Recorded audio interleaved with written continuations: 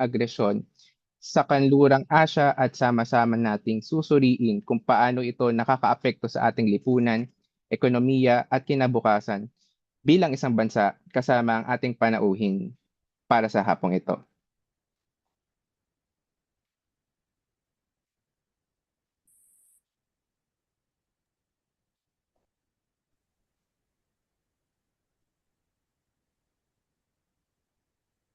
Okay, para ipakilala ang ating panauhin para sa hapong ito, si Professor Sara Raimundo ay faculty na sa University of the Philippines, Diliman Center for International Study. Kasapi din siya ng National Executive Board ng bagong Alyansang Makabayan o Bayan at nagsisilbing Pangulo ng Philippine Bolivarian Venezuela Friendship Association. Nag-oorganisa rin siya kasama ng International League of People's Struggle, Commission 1, the Cause of National and Social Revelation against Imperialism and All Reaction. Muli, magandang hapon po, Professor Sara Raimundo. Magandang hapon po sa ating lahat. Magandang hapon sa mga kapwa-guro. Natutuwa po ako na makapiling muli ang mga kapwa-guro sa Alliance of Concerned Teachers at ngayon naman yung ACT Private. Maraming salamat talaga at natutuwa ako na nagkita-kita tayo ulit kahit virtual lang. Ngayon, pwede na ba magsimula? Sure po. Okay. Pwede ba ako mag-share screen? Ay, sige lang po. Sige. Meron lang akong small PowerPoint para lang sa mga ilang punto na gusto natin bigyan ng tawag dito ng diin. Okay. Share. Teka lang Ganun.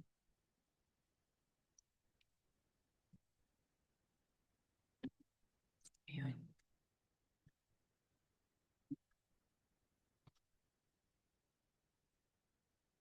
Ayan. Nakikita po ba natin?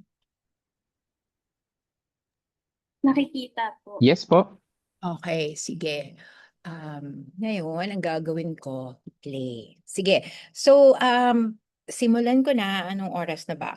2:20. So, ngayong hapon, tatalakayin natin ang imperialistang krisis at ang kasabay nito na gera. Gayon din, may pagpapartikularisa doon sa ugnayan ng imperialismong US at Pilipinas, no? At ano ang nangyayari sa Pilipinas sa konteksto ng krisis, no, at gera ng imperialistang US, no? So, magsisimula ako doon sa pangyayari doon sa kauna-unahang eksena, no, ng imperialist war. Sabi nga ng mga bata, yung OG, no? Yung isa sa mga unang genocide na ginawa ng imperialistang US, no, ay walang iba kundi sa mga larangan ng Pilipinas, no, nung sinakop nila ang Pilipinas noong 1898 at nagpatuloy ang Filipino-American War, no, yung from Philippines bloodied fields patungo sa mga sa Gaza ruins, no, sa genocide, sa henosidyo sa Gaza sa kasalukuyan. Ang US ay sa matagal na panahon, lalong-lalo na nung post-World War II, ay pinoproklama niya yung sarili niya bilang isang tagapagtanggol ng demokrasya or democracy champion, no? At mahigit 125 years, no, sa kabila ng pagpupustura niya na nagpo-promote siya, nag-export siya ng democracy sa iba't ibang bahagi ng mundo, no, itong imperialistang kapangyarihan na to ay siya rin ang naglulunsad ng mga gerang agresyon. At mula nung siya ay naging makapangyarihan, nagkaroon na ng 125 plus na gerang agresyon sa buong mundo, no? Bakit ganun karami? Mahigit 100 gera at nagpapatuloy pa hanggang ngayon. Hindi natin to nakikita bilang aberrations or exception, kundi wars are organic, no, to imperialism, no? To imperialisms contradiction. Ibig sabihin, imperialism means war. Nandoon talaga sa lohika mismo ng imperialismo na walang ibang trajectory ito kundi gera, no? So sa kasalukuyan, nakikita din natin, no, na habang naghahasik ito ng pinaka mababagsik na gera, no, sa West Asia, sa Venezuela is under siege. Ganon din ang gusto niyang gawin sa Cuba. Meron ding partikular na katangian, no, na ginagawa ang US sa Pilipinas. Habang humihina, no, ang US, tumataas din or tumitindi rin ang karahasan na ginagawa nito sa iba't ibang mga bansa, no, sa mundo, dahil sa pamamagitan ng gera nagkakaroon ng pamamaraan yung US na maibsan yung kanyang krisis, no? So, sa tindi ng krisis, siguro makita natin, bakit ganun, no? Kung kailan nagpapakita ng matinding pangil ang imperialismo, doon pa ba natin sasabihin that we are witnessing the decline of US imperialism, no? So, talakayin natin to. Si Jose Maria Sison, no, drawing from the theory of Lenin of imperialism, he identified four contradictions under an imperialist system, no? At ano ba ang unang contradiction na to? Yung unang contradiction, between labor and capital, no, sa loob ng mga imperialistang bansa.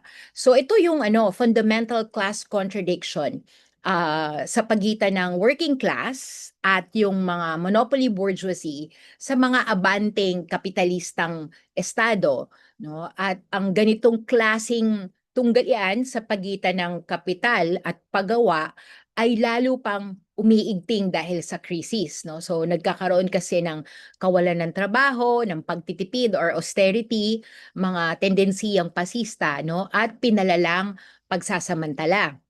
So yan yung unang kontradiksyon o isa sa apat na mga kontradiksyon, no, ng imperialistang sistema. Ikalawa, yung contradiction among imperialist powers, no? So may mga rivalry sa pagitan ng mga major capitalist states na nagko-compete para sa mga markets, no? Saan nila ilalagay yung kanilang oversupply, yung overproduction, saan nila itatambak.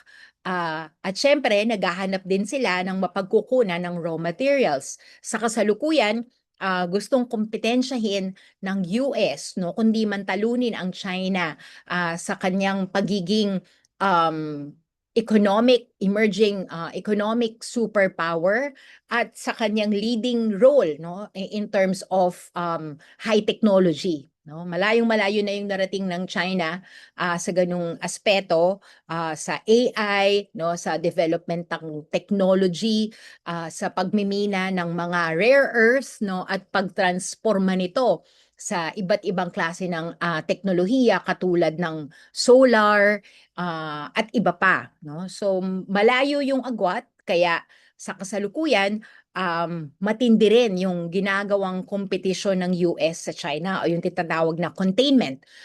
Halimbawa, inimbento niya yung isang rehiyon sa Asia. Tinatawag niya ito ngayong Indo-Pacific, no? This is a recent vintage. 20 years ago, wala naman tayong alam na Indo-Pacific, di ba?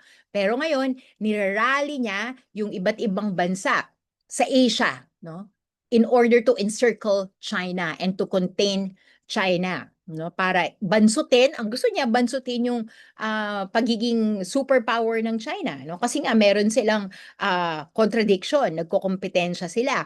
So ngayon ang US ay at ito rin yung mag-ugat, no, kung bakit papatindi yung mga pagtatayo ng mga EDCA sites. Nagdagdag pa si BBM mula nung siya'y maging presidente.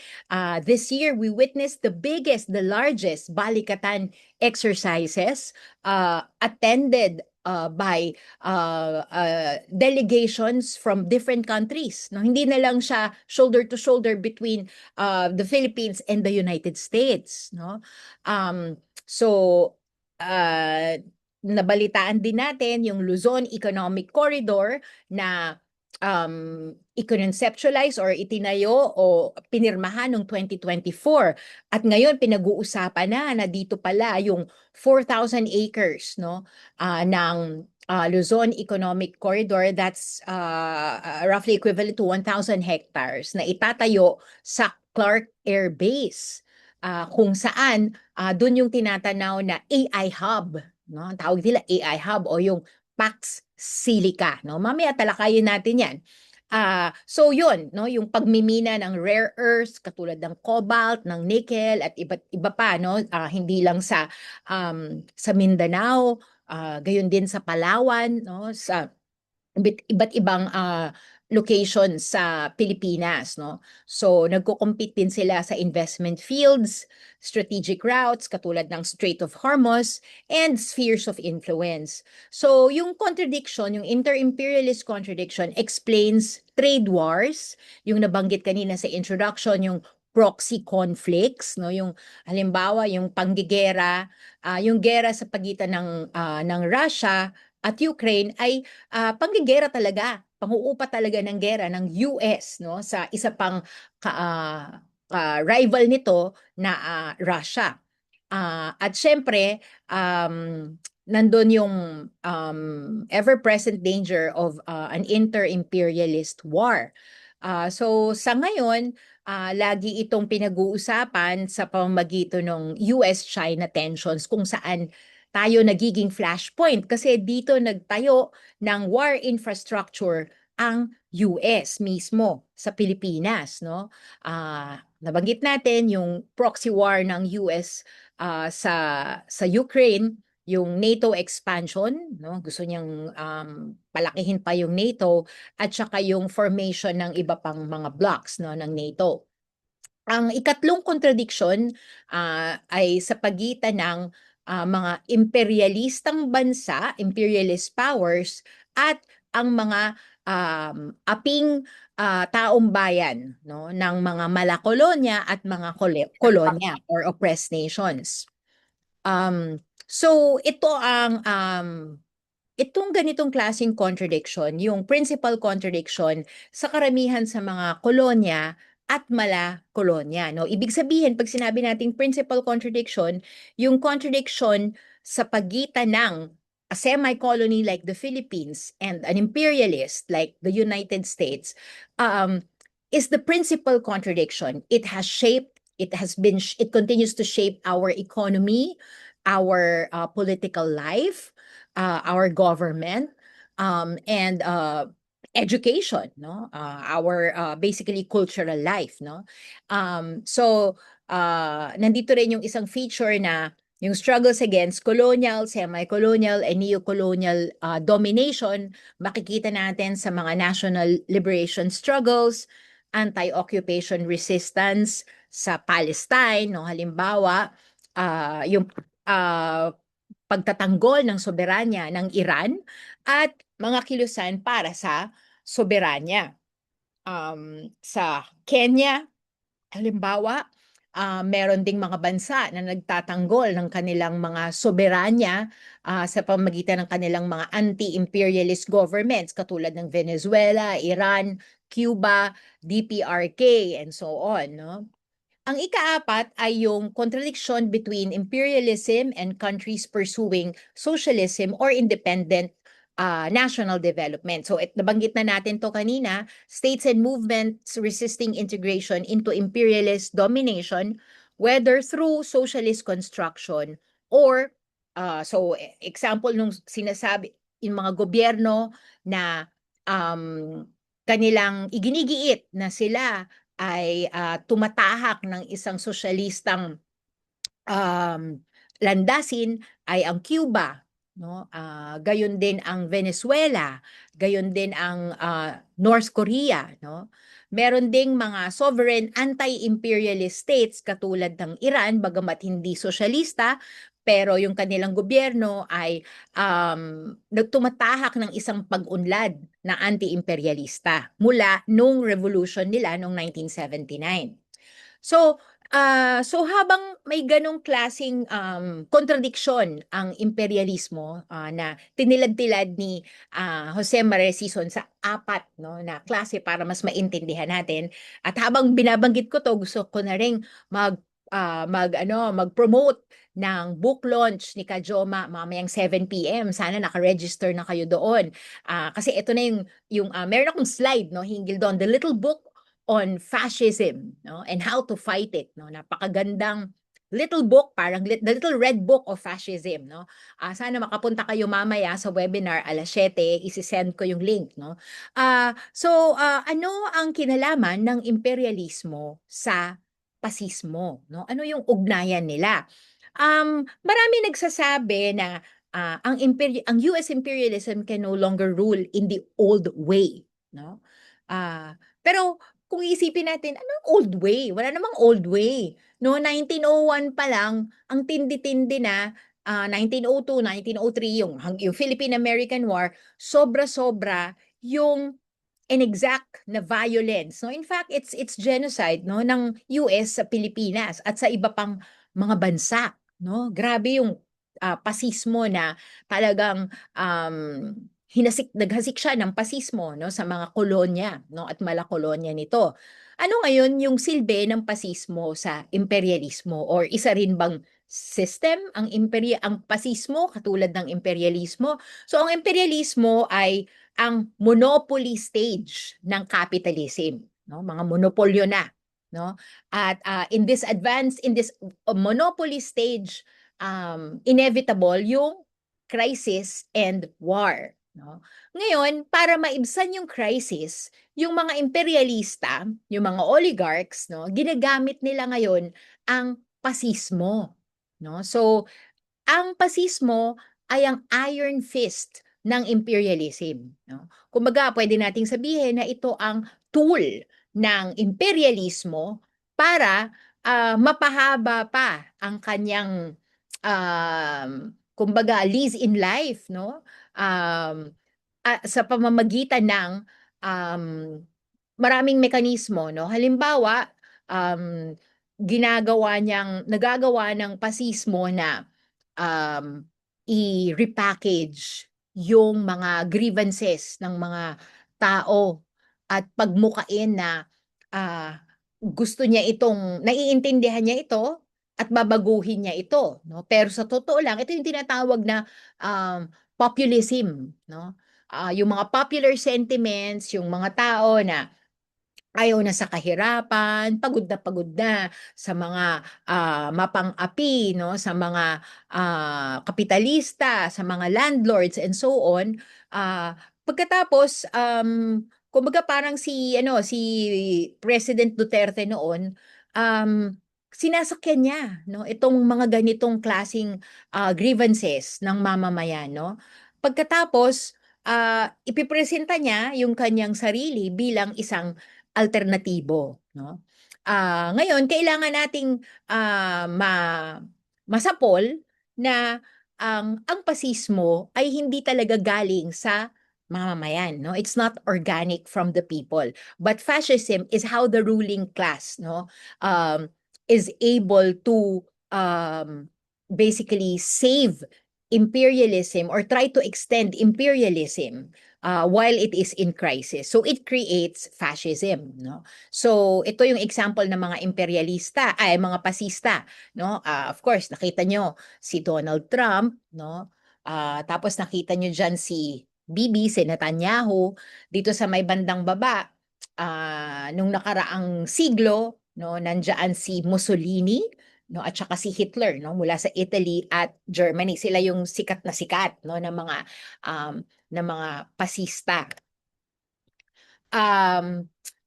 So basically, when faced with economic collapse, revolutionary workers movements, or yung paglakas ng mga unyon, ng mga revolutionaryong unyon ng mga manggagawa, or the threat of losing global dominance, the ruling class turns to fascism. So ito yung kanyang historical blueprint. Actually, yung paghahasik ng pasismo ay hindi naman talaga nauna sa Italy or sa Germany or kay Hitler at kay Mussolini, kundi nagkaroon ng colonial laboratories ang mga imperialistang bansa. At itong ganitong klasing paghahasik ng pasismo sa mga kolonya ay nagkaroon ng boomerang effect. Kumbaga bumalik doon sa mga imperialistang bansa. No? Um, So makikita natin sa kasalukuyan na matindi rin ang krisis no sa Estados Unidos, yung mga nararanasan niyang stagnation, economic stagnation, yung inflation ay isinisisi niya ngayon sa mga migrante, no, sa mga immigrants. Kaya ang tindi ng pasismong hinahasik sa mga immigrants, yung mga detention at pagpapakulong sa ICE, actually disappearance na nga rin no. So ang sinisisi yung mamamayan imbes na yung sistema, no. Ano pa ba yung mga ilang halimbawa nito?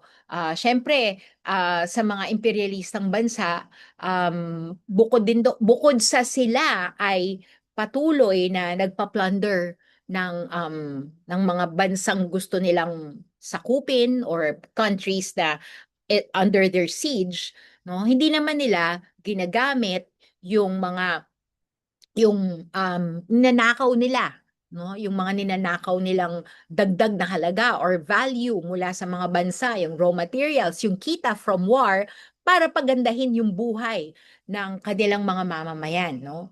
Sa halip, talagang monopolize lang ng mga kauri ni Donald Trump, yung Epstein class na tinatawag no sa US, sila lang yung nakikinabang no doon sa ginagawa nilang pananamantala sa mga kolonya at malakolonya nito. No, kaya nga yung mayorya din ng mga tao sa imperialistang bansa, 'di ba pang imperialistang bansa sa kanluran bukod sa US ay kontra din sa imperialismo o kung hindi pa man sila kontra, objectively, nasa interes nila na pagtagumpayan ang anti-imperialistang kilusan mula sa belly of the beast.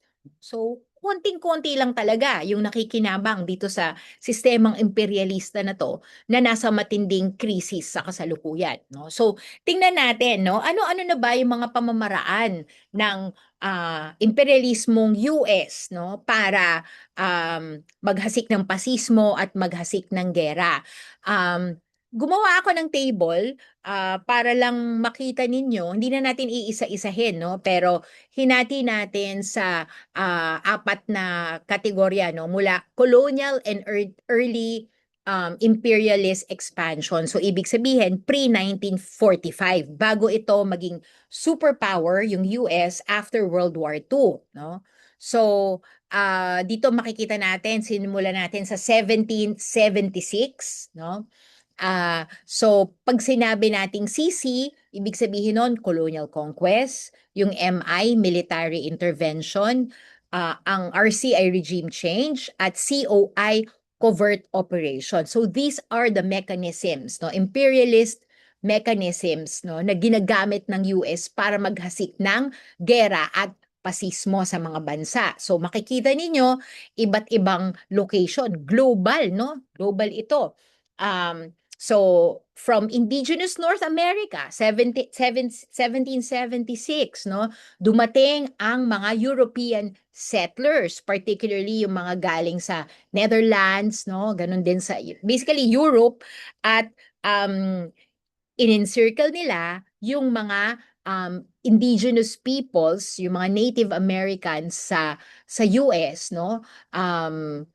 Talagang mula sa matinding henosidyo, pagpatay, gumawa sila ng talagang hiniwalay nila, no? Hindi na sila pwedeng tumira sa mainstream life ng US, no? At lumaban naman ng matitindi yung indigenous peoples of North America at hindi sila pumayag na maging extinct, no? Hanggang sa ngayon nandyan pa rin yung mga First Nations na lumalaban, no? Sa kasalukuyan sila ay nakatira sa mga tinatawag na reservations, no?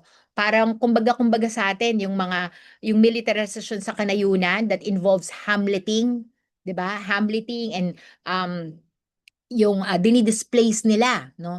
Ito naman, nag-create sila ng mga lugar, yung tinatawag na reservations, kung saan doon lang pwedeng manirahan ang mga indigenous people. So all of the United States is actually indigenous land, no? Gayon din ang Canada, gayon din ang Australia, ang New Zealand. So ganyan. So nung ayan, tingnan nyo, global yan. So, from the US to Central America, tapos Hawaii, tas Pilipinas, no? Puerto Rico, Cuba, no? So, yung Philippines, Puerto Rico, Cuba, tayo ay signatory doon sa Treaty of Paris, no? Ibig sabihin, tayong tatlo, kasama din ang Hawaii at Guam, ay napasa ilalim, no? Sa colonial tutelage ng Amerika, at doon magsisimula yung pagkokontrol ng US, no, sa political, economic and cultural affairs or spheres ng Pilipinas, ng Puerto Rico, ng Cuba. Ang Cuba ay nagkaroon ng matagumpay na revolusyon noong 1959. And since 1959, Cuba has been under sanctions, no? Terribling sanctions, no? Pinaparusahan sila ng US, no? Dahil nga sila ay nag-a-assert ng soberanya at ng sariling kumbaga sariling pag-unlad, no? Nire-reject nila yung imperialist intervention. Kaya matindi rin yung pagpaparusa, pero sa kabila ng yun, um, yung nanggawa ng revolusyon sa Cuba ay qualitative leap yung development nila from being a semi-colony of the US under Batista. Na-develop ng husto ng Cuba ang kanilang yung field of medicine, field of science. Alam natin na nung panahon ng COVID, sila ay nangunguna, no, sa pagtuklas ng mga gamot para sa COVID. Sila din ay nanguna doon sa paghanap ng mga pamamaraan para ma-contain yung virus. Isa sila sa pinaka or kundi man pinaka successful, no, sa ah, um, pagsasalba ng mamamayan, no, laban sa COVID. At mula noon hanggang ngayon, ang Cuba ay nagpapadala ng mga doctors na tinrain nila sa iba't ibang bansa, no, sa Africa, sa ibang bansa sa Europe, at gayon din nagbibigay siya ng libreng education, na medical education, no? Sa kasalukuyan, meron na tayong dalawa na mga Pilipinong doktor na tinitrain sa Cuba. Merong isa nagtapos na nga, no? So ganun kadakila yung revolution sa Cuba, at ganun din siya katinding sinisiil sa kasalukuyan ng imperialismong US. Okay, second category or periodization, yung early 20th century interventions, no? Makikita ninyo, present pa rin yung iba't ibang klase ng gera, no? Yung colonial conquest, military intervention, regime change, covert operation. Yung covert operation, yung parang mga CIA operations, hindi hayag pero nandiyan sila, no? Yung regime change, yung mga US-backed dictators, no? Pag ayaw nila, halimbawa sa Chile, ayaw nila kay Allende, no? So, hindi, papalitan namin 'yan kasi socialist 'yan, no? So pinalitan siya ng diktador, no? So regime change. For the longest time, yun din ang gustong gawin ng US sa Venezuela mula nung inagaw ng mga Chavista, ng mga socialist yung kapangyarihan noong 1998. Pero hanggang sa kasalukuyan, kahit matindi yung panggegera at sukdulang kinidnap nila si President Maduro, at kasalukuyan na nakakulong sa Brooklyn, New York, nananatili na hindi pa rin maisagawa ng US yung regime change, no, sa Venezuela. So yan yung mga bansa. Puntahan natin War of Interventions. Ito naman yung sa yugto ng Cold War from 1945 to 1991, no? So ayan din, no, iba't ibang klase sa iba't ibang bansa. So yung Cold War from 1945, end of World War I hanggang 1991, tapos from 1991, no, hanggang 2010, ito yung mga panahon na kumbaga nag-enjoy yung US nung kanyang status sa mundo na talagang superpower. Kasi kumbaga dineclare niya na this is a unipolar world. Kasi noon, nung Cold War, may Cold War kasi gusto niyang pabagsakin ang mga sosyalistang bansa katulad ng Soviet Union at China. So meron siyang Cold War sa mga bansang ito at relatively malalakas sa mga bansang ito. Pero hindi lang yun, that moment wasn't just the moment of Cold War because there were hot wars happening in third world countries, no? So kung may Cold War siya sa mga socialist states, may hot wars na nangyayari sa mga malakolonya katulad ng Indonesia kung saan 1 milyon yung pinatay dahil gusto nilang gupuin yung Partido Komunista, no? Sa Brazil, of course, ganun din sa Pilipinas, meron tayong low intensity conflict, no? Habang na-restore daw yung democracy after Marcos, yung mga ganun, no? So, maraming hot wars na nangyayari, no? So, hindi lang yan Cold War. So, post-Cold War interventions, so from 1991 to 2010, ito yung, siya na yung talagang, kumbaga, na the fall of the Soviet Union, no? Yan na. Tapos yung China, nung mga panahong yan, ano na yan, naging revisionist na, pumasok na sila sa panibagong yugto ng kasaysayan kung saan welcome na nila yung market, no? At unti-unti nawawala na yung legacy ng socialism, no? So ito na mula Iraq, Somalia, Bosnia, Yugoslavia, Afghanistan, Iraq, no? So ayan. At 2010 to the present, sinimulan natin sa 2010 yung contemporary dahil sa tingin natin from 2008 no nung nagkaroon ng matinding crisis no sa US nung panahon ni Obama no. So ang binail out ni Obama noon yung mga banks, hindi yung mga tao, 'di ba? So matinding financial crisis 'yon no. Hindi pa rin nakakabawi yung US mula nung panahong 'yon. Daus-dus na siya. No, yun na yung yung sinasabi nating krisis ng imperialismo. Hindi na siya nakabawi, no? Bagamat makikita natin nakatala pa rin na hindi natatapos yung kanyang paghasik ng gera at pasismo, no? So, dito karamihan ay sa West Asia, no? Libya, West Asia and North Africa. So, Libya, Syria, Yemen, sa Venezuela sinimulan niya yung sanctions noong 2015, sa Iran hanggang sa kasalukuyan yan, at sa Palestine mula pa 1948 to the present. No? So yan. Ngayon, talakayin natin ng konti, tilad-tila rin natin yung paano ba naging superpower yung Amerika. So, yung pagkapanganak niya bilang superpower ay nung nagkaroon siya ng monopolyo sa nuclear, no? Yung atomic bomb. So, noong 1945, pinasabog niya ang Hiroshima, August yan, and Nagasaki, kung saan 200,000 civilians were incinerated. Yung Japan, sumusuko na siya nung mga panahon yon, no? Ang sabi ng US, gusto namin unconditional surrender at open naman yung Japan noon. Pero bakit pa, no? Bakit pa ba't pa ginawa ng US ang karumal-dumal no na pambobomba sa Japan? It actually used the atomic bomb no for the first time in the history of the world. And after this, wala nang ibang gumawa pa noon, no?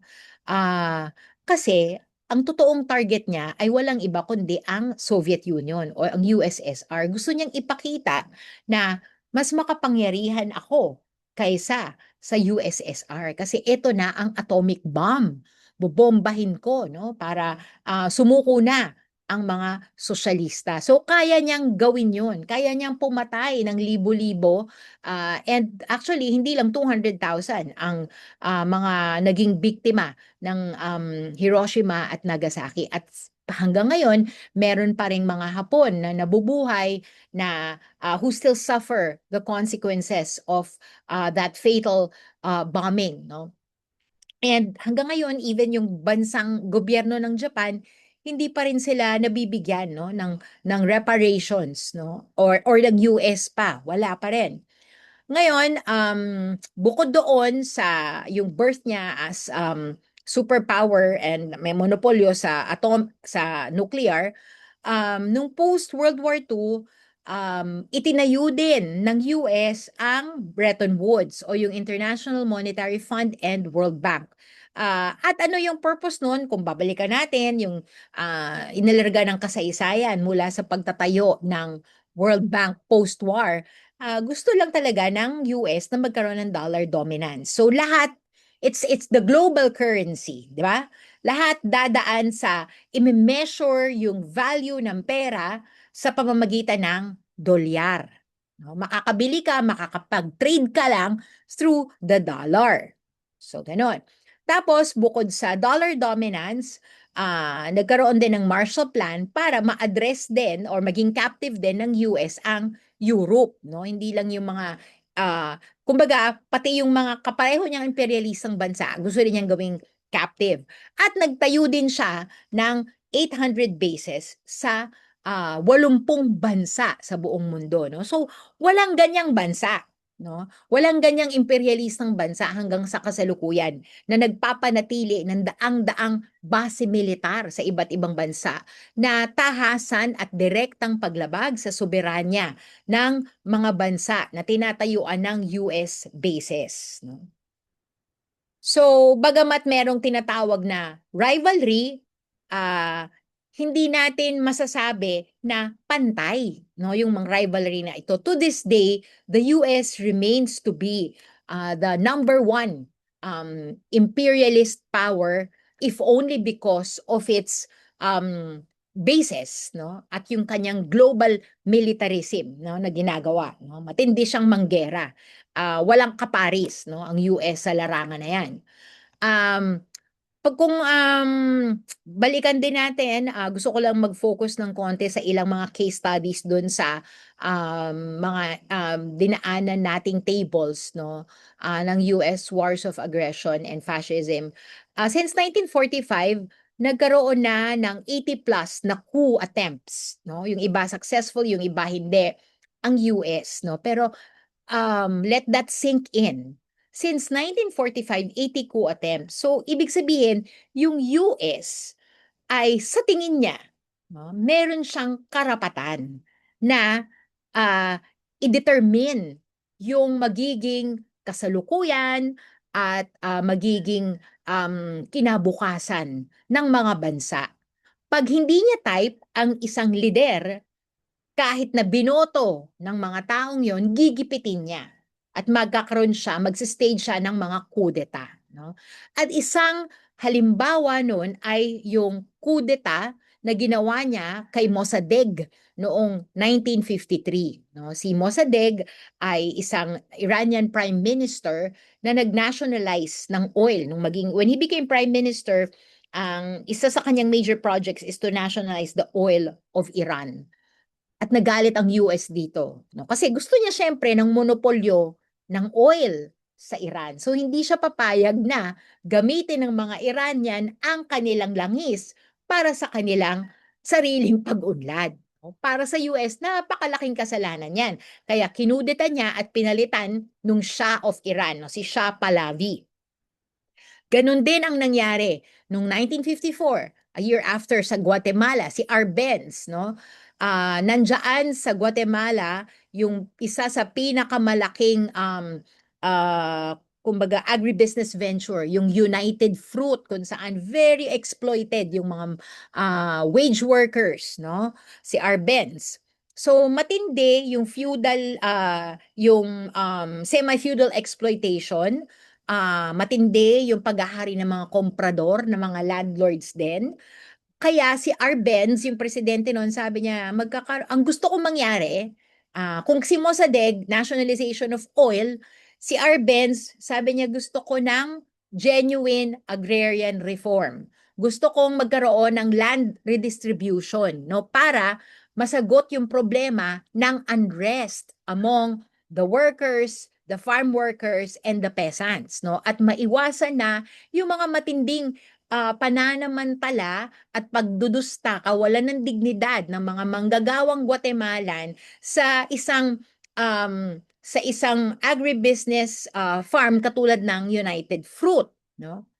So, kinudeta siya dahil doon, no? Kahit na yung mga mamamayan ng Guatemalan ay tuwang-tuwa at pabor na pabor sa pamamahagi ng lupa, no? Pinalitan siya ng isang pasista.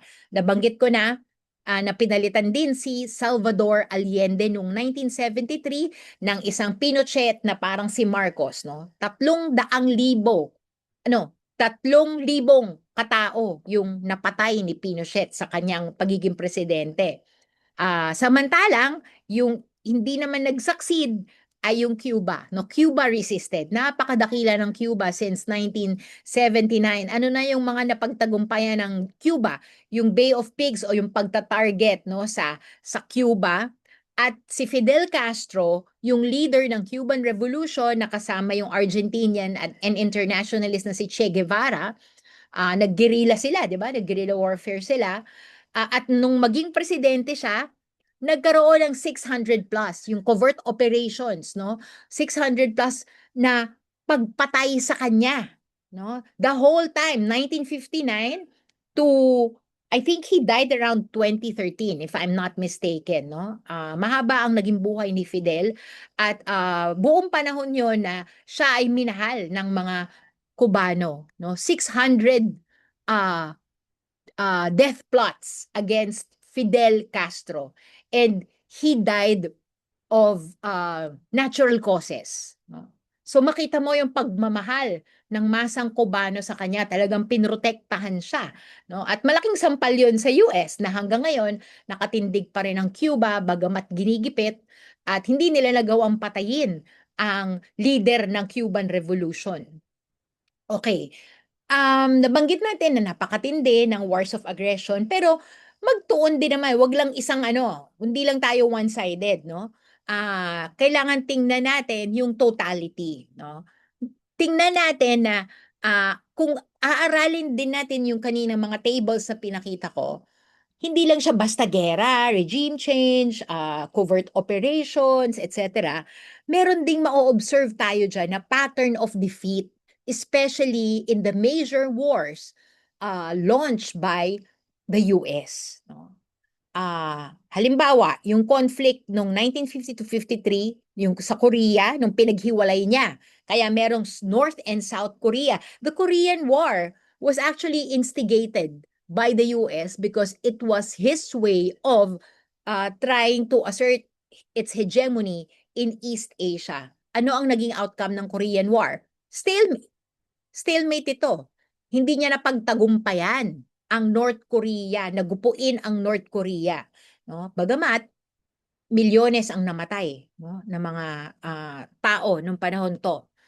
Vietnam, no? Total defeat, napakatindi, no? Pero nagbuwis ng buhay ang mahigit 3 milyong Vietnamese, napakadakila. Talagang nilabanan nila ang imperialismong US, ang pananakop ng US, no? So nagtayo si Ho Chi Minh ng Partido Komunista at napagtagumpayan ito sa North Vietnam hanggang sa tuloy-tuloy hanggang South, hanggang Saigon.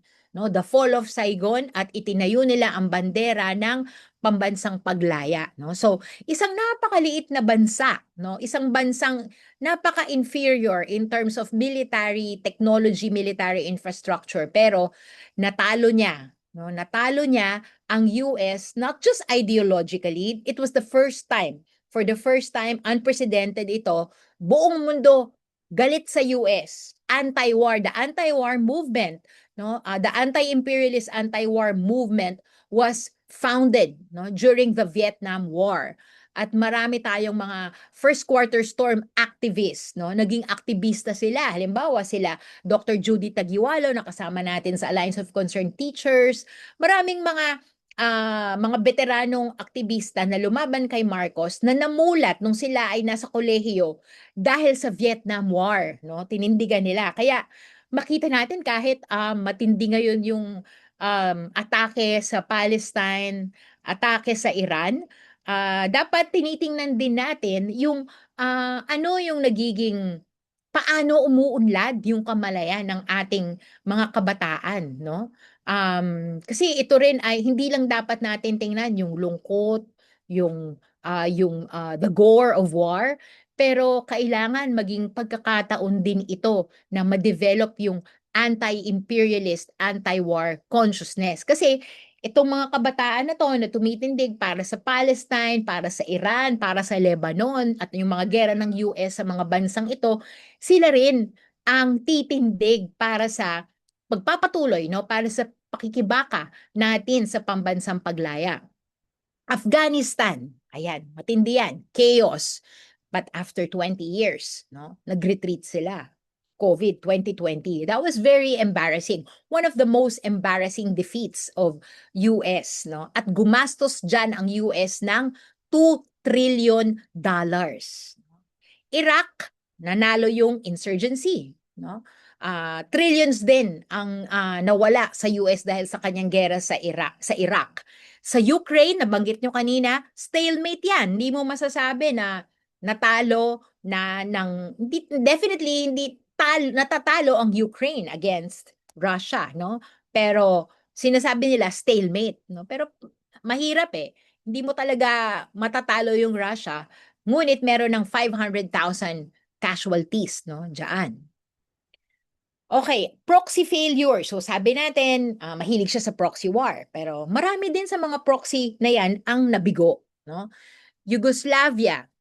Kumpara natin yung Yugoslavia, ito yung nasa east, no, nung panahong yon, nung kasing panahon ng meron pang socialism, no, sa Soviet Union. Yugoslavia was part of the Soviet Union. So may western, yung Germany, merong east, may Yugoslavia. So ito yung mga socialist countries na nung 1999 ginera ng US at binalkanize, no, ng US, hinati-hati niya, no? So merong 78-day NATO bombing, no, nung 1999, hindi ito inaprobahan ng UN, no? Naubos yung uranium ng US, kakabomba niya, no, ng NATO countries, kakabomba niya. Ikumpara natin to sa Ukraine na nag-start nung 2022, no? Nakagastos na siya ng $200 billion for this proxy war. Inarmasan niya ang mga Azov neo-Nazis, sila Zelensky, no, yung mga Ukrainian soldiers na yan, they are not actually fighting for the liberation of Ukraine, but they are neo-Nazis, no, that are being emboldened and bankrolled by US imperialism. So, endless stalemate yan, hanggang sa kasalukuyan. Ngayon, nagkaroon ng quick wins ang US sa Panama noong 1989, gayon din sa Grenada noong 1983, pero wala namang strategic success, no, yung US dyan. So kung ikukumpara natin, mas maraming pagkatalo at mas maraming proxy failures ang mga gerang US, no. In fact, mula nitong 1950s, post-war, no, mula nung naging superpower ang US nung World War II, wala naman talaga siyang gera na naipanalo, na mayor na gera na naipanalo, no? So makikita mo para saan yung gera, no? Hindi talaga, at walang pakialam yung US eh. Bakit magkataka tayo? Wala pala siyang napapanalo ng gera. Bakit pa siya nagigera? No, yun yung tanong. Kasi wala rin naman pakialam ang US kung mananalo o matatalo siya sa gera. Kasi dun pa lang sa pagigera, nananalo na siya in terms of profit dahil kumikita ang kanyang military-industrial complex. Nakakapagbenta siya ng armas. No? Halimbawa, sa Korea at North Korea, no? Nagbenta siya ng armas sa South at saka sa North. No? Ganun kalala. Nagbebenta siya ng armas sa iba't ibang bansa sa NATO. Gusto niyang mag-expand yung NATO. Gusto niya pati Ukraine sumali sa NATO at iba pang mga bansa makasali para mabentahan niya ng armas at manggegera sila. So, it really doesn't matter whether the US wins wars. Kasi yung mga wars ng US are not wars to liberate peoples, no? But they are wars to actually resolve, or not resolve, but manage the crisis of imperialism. Ganun lang. Gusto niya lang ng crisis management. It's not even resolution. Pinapahaba lang niya yung crisis habang pumapatay siya ng napakaraming tao, habang sinisira niya ang kalikasan at nagkakamal ng kita ang hindi nga 1% parang 0.0005% na lang yan ngayon, no? Ngayon, fokusan natin yung Vietnam, no? Kasi very glorious, no, yung victory ng Vietnam. It was a people's war, no? Digmang bayan ang Vietnam from 1955 to 1975. Can you imagine 20 years of people's war, no? 70 million tons of bombs, no? Greater than the total of bombs that rained on earth during World War II. Yun ang binuhos na bomba ng US sa Vietnam. Napalm, Agent Orange, yung di makakalimutan ng mundo, yung My Lai Massacre, yan yung ginawa ng US. Hanggang ngayon, may epekto pa rin yan sa mga lupa, sa soil, at mga tao sa Vietnam, yung mga cancer, iba't ibang klase, talagang may permanent damage, no? Itong mga bomba na to, no, sa environment, no? At nagkaroon ng Tet Offensive, no, sila Ho Chi Minh, yung mga komunista, and this exposed the US lies. And then yung si Ho Chi Minh at mga Viet Cong, yung mga guerrilla, ang ginawa ni Ho Chi Minh, hindi lang tayo pwedeng puro guerrilla warfare. Kailangan merong strong mass support yung ating guerrilla warfare. So, nagkaroon din ng napakasaklaw, napakalalim na pagmumubilisa ng masa sa mga urban centers, no? At nagsalubong yung mga guerrilla at yung mass mobilization. So, by 1975, Saigon falls and they were able to clinch socialist unification. Bakit ko to hina-highlight, no? Kasi May, no? Patapos na yung May. Pero it was also during this year, 1945, na natalo ang mga Nazis. 'Di ba? Sa Germany. Sino ang tumalo sa mga Nazis? Sino yung 200,000 lives? 200,000 or more? 2 million ba? Na nagbuwis ng buhay, no? Para lang tapusin ang paghahari ng Nazismo, ni Hitler, ng pasismo, no, sa Europa. It was the Soviets, no? Yung mga kawal ng Soviet Union, napakadakila, no, ng Unyong Soviet. So ito yung proyekto ng Partido Komunista ng Soviet Union. In fact, si Stalin, kaya siya tinatawag na ano yan, mapaniil, wala nang ginawa yan kundi mag-produce ng armas, because he was the leader of the Soviet Union, no, nung panahon that they were able to defeat fascism. No? Imagine yung ginawa ng Nazism, no, sa Germany no mga panahon yung matinding Holocaust, no, sa Jews. Ang tumalo doon ay yung determinado at mapagpasya na pagkilos ng mga anti-pasista at anti-imperialista, at walang pinakamalakas na anti-fascist at anti-imperialist kundi mismo yung mga komunista, kasi very organized yung kanilang pagkilos, no? They had a party, and this Communist Party, had a very clear vision that kung ano man ang kanilang gagawin na pagtatanggol, it will be for the proletariat, the working people, the working poor, and they compose the majority. No? So, you can only win, no? Samantalang yung Holocaust ay ginawa lang ng mga oligarchs ng Germany para maisalba yung isang sistema na hindi na nagsisilbi sa nakararami, no? So, victorious yun, no? Sa Vietnam, very interesting to kasi yung Vietnam ay, pangilan na ba to? Ang unang-unang case ng CIA experiment, no, sa Asia ay sa Pilipinas para sugpuin ang hook, no, yung remnants ng mga lumaban sa Hapon. Tapos 'di ba yan naging anti-imperialist sila. Eventually magiging anti-US imperialist. So sabi ng US, ay nako, kailangan we have to get rid of them. Kasi we have to promote democracy, kunwari, no? So ang ginawa nila, nagkaroon sila ng project with the CIA led by Edward Lansdale, and Edward Lansdale partnered with Ramon Magsaysay. ah, para sugpuin ang mga hook, no? So dito na magkakaroon ng mga kampanya na mga taong labas ito, hinalintuhad tulad sila sa mga tulisan na dinimonize ng matindi, yung mga bahagi ng Katipunero, no? Sila Macario Sakay, mga taong labas, and so on and so forth.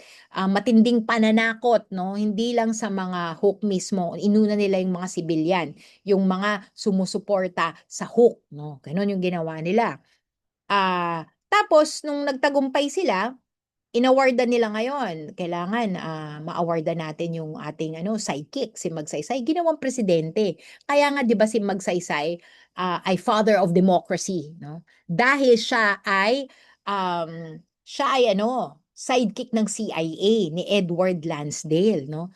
At nagtagumpay sila doon sa paggupo ng mga mamamayan na nagtatanggol sa laya, no, ng mga sa soberanya ng Pilipinas, no. So yun yung democracy sa pananaw ng US.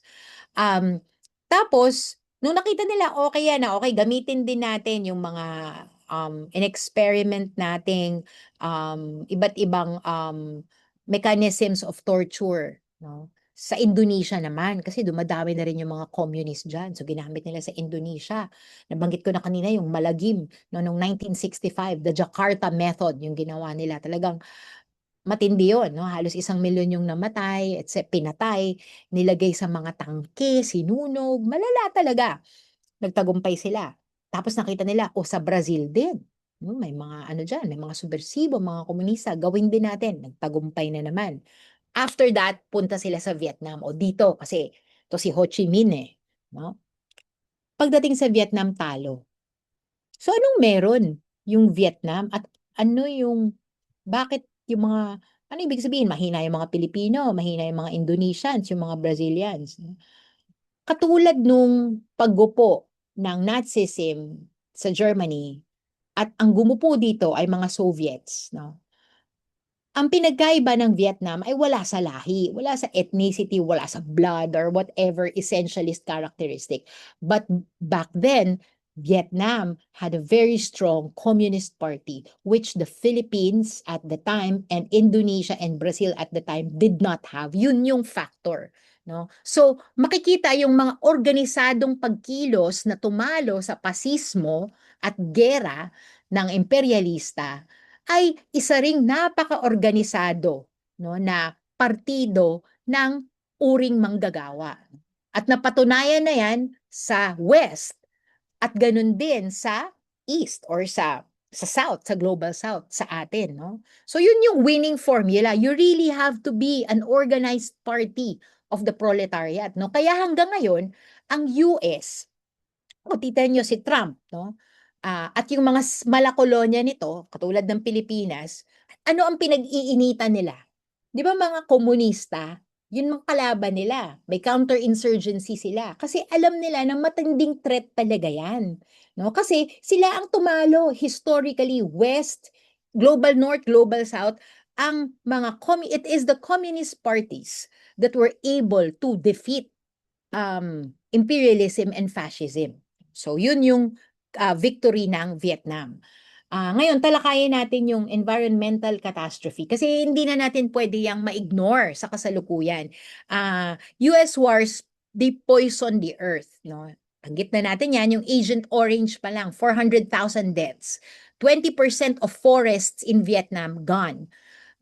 Sa Iraq, no, halos katumbas ng Hiroshima radiation, yung DU munitions na ginawa sa Iraq nung Iraq War, US War on Iraq after 9/11.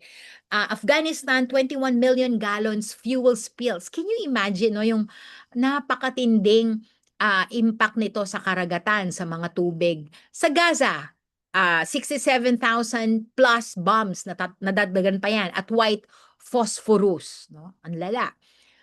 So yung military emissions ng lahat ng US wars, yung mga practices, balikatan exercises, ay para bang 50 military emissions ng 50 nations combined. No? Ganun kalala ang US global militarism and war.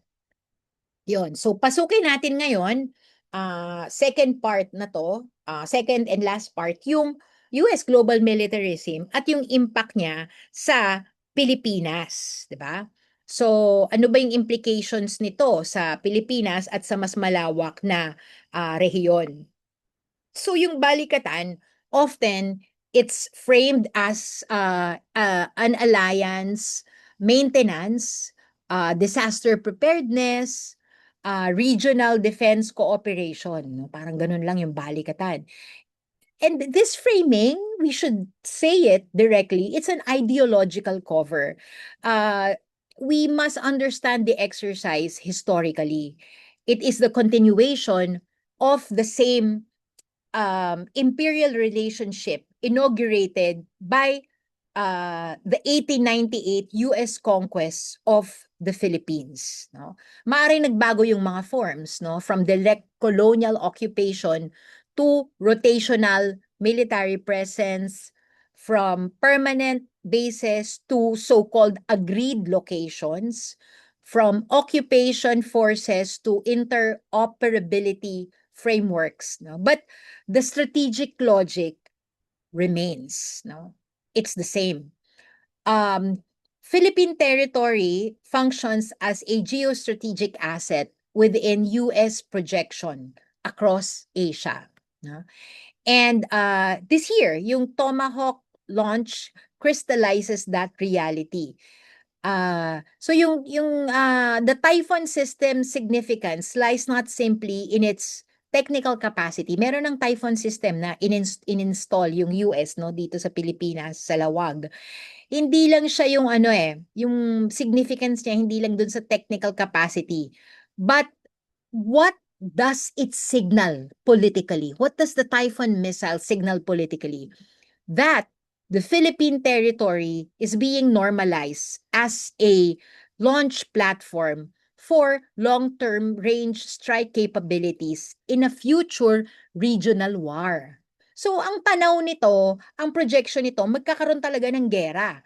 So this is precisely why organizations like Bagong Alyansang Makabayan, International League of People's Struggles, kinukundina nila yung launch, no, yung launch ng Tomahawk as a form of dangerous escalation that transforms the archipelago into a frontline target in a confrontation between rival powers. And this is US and China.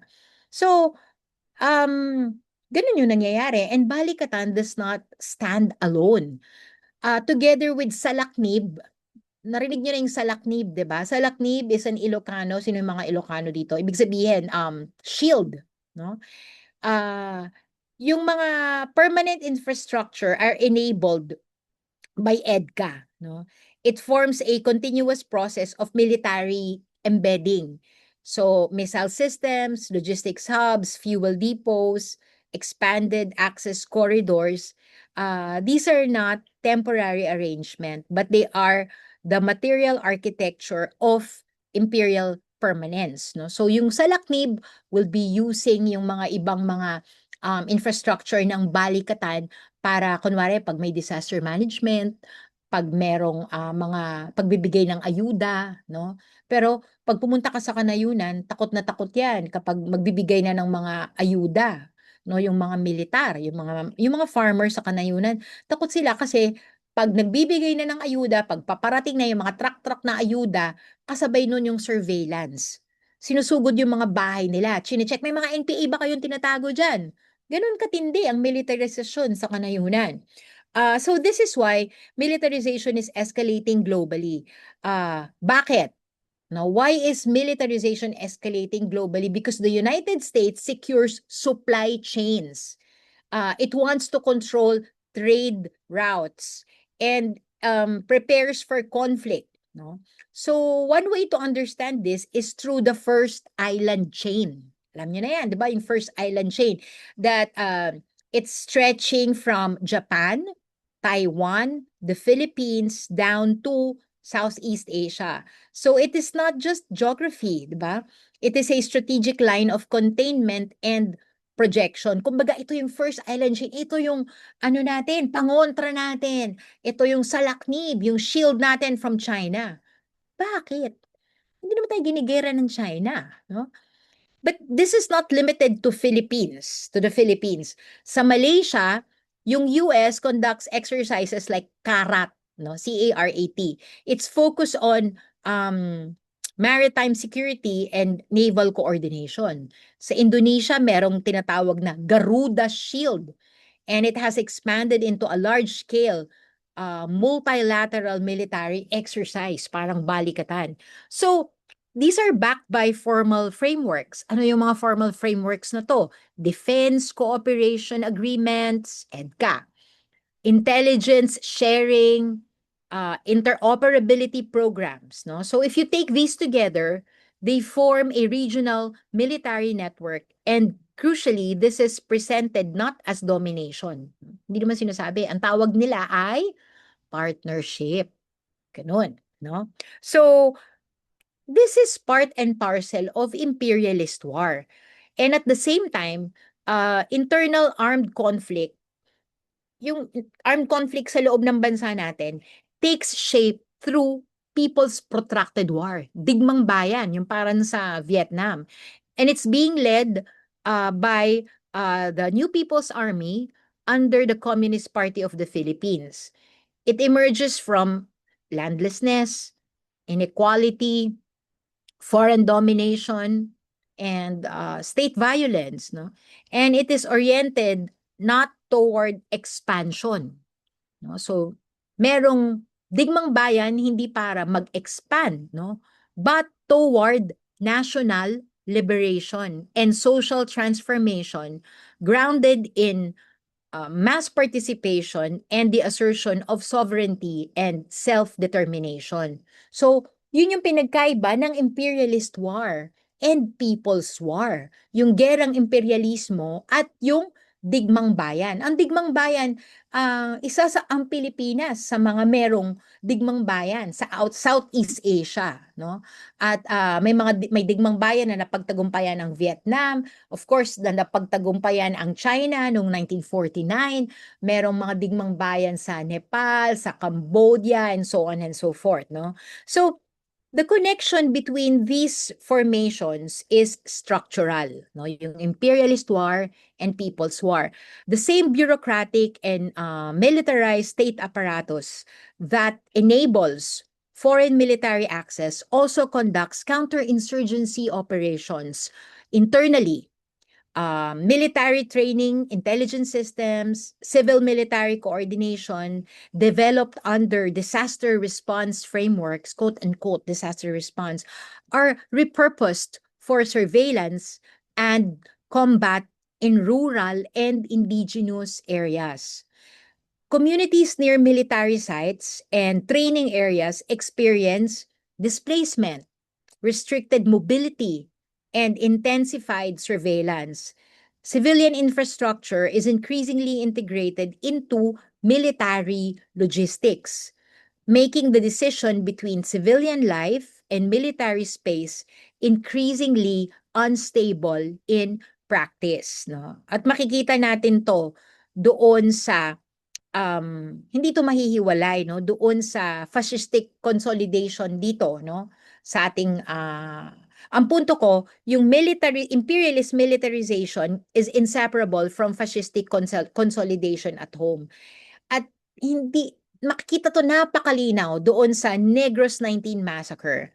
So the killings of April 19 stand as a brutal case study of how militarization under the guise of national security reproduces state terror against the poor. So dito rin, dahil nga civilian infrastructure is increasingly integrated into military logistics, yung military, sabi nila, lahat yan combatants, no? And later, Friday last week, kasi nga, mukhang natalo sila sa prop, no? Kasi na-identify naman pala ng mga taong bayan sa sitio Salamanca na kilala nila yung 6, no? 6 hanggang 9 na katao na hindi naman armado. Sila Lyle, sila Alisa, sila RJ, sila Kai, si Errol, si Maureen, no? So, kilala nila, nakikipag-aralan sa kanila, ini-interview sila at hindi sila armado. Pero ang sabi nung una, ang press release ng mga ng AFP, lahat yan combatants, no? Tapos nung nagkaroon ng fact-finding mission, nagkaroon ng talagang matinding challenge, no? Pag-challenge doon sa narrative ng AFP, ang sabi nila, ganun talaga mahirap kasi ma-identify, encounter kasi. Pag encounter, mahirap mag-distinguish yung combatant and non-combatant. But there are rules of war, no? And violations of international humanitarian law and human rights, no? They constitute war crimes. So, posibleng war crime yung nangyari, no? Kung aaralin pa ng mabuti yung nangyari sa Negros. So, yun, yung Negros has long functioned as a laboratory of Philippine counterinsurgency. Kanina nabanggit ko yung nangyari sa Guatemala, 'di ba? Under Arbenz, no? Land monopoly, plantation capitalism, peasant resistance and military repression converge in Negros with deadly regularity. Parang normal, no? The massacre was not an isolated atrocity, but it is a local expression of the same war logic rehearsed in Balikatan. Counterinsurgency in the Philippines is inseparable from U.S. military doctrine. Its intelligence structures, operational frameworks, civil military programs, and territorial surveillance systems bear the imprint of decades of American tutelage. So, yung mga technologies tested in external defense are folded back. They are folded back into internal war.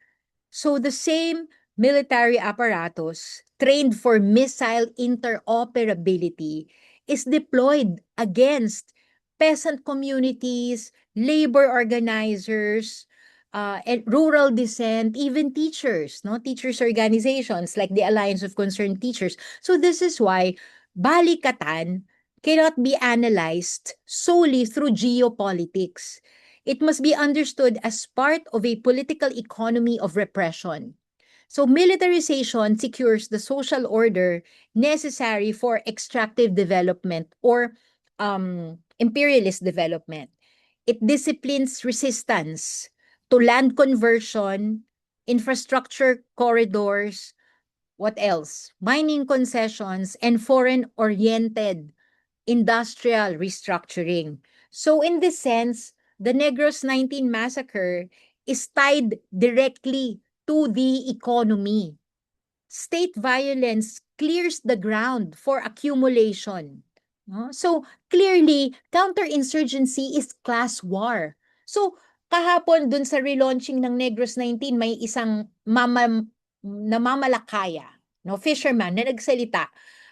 Kaibigan niya si RJ, matanda na siya, mga in his 60s or late 50s. Kilala niya si RJ. Sabi niya, huli kong nakita si RJ, wala pang 1 buwan, nung April 19. Kasama ko si RJ doon sa Candoni, ba yun? Or Cadiz, sa mga, meron kaming campaign sa laban sa reclamation, no? Kasi mawawalan kami ng kabuhayan. At si RJ yung tumulong sa amin.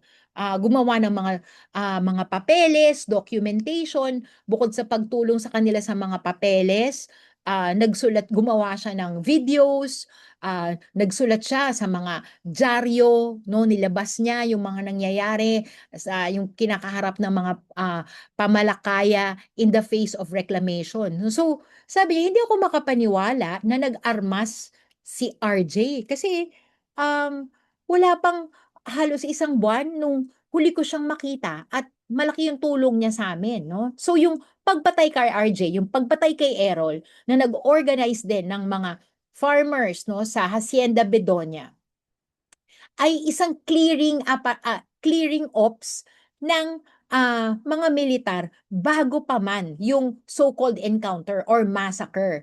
Clearing ops para magbigay daan, no, sa economic plunder and exploitation ng ating mga magsasaka at mga mangingisda.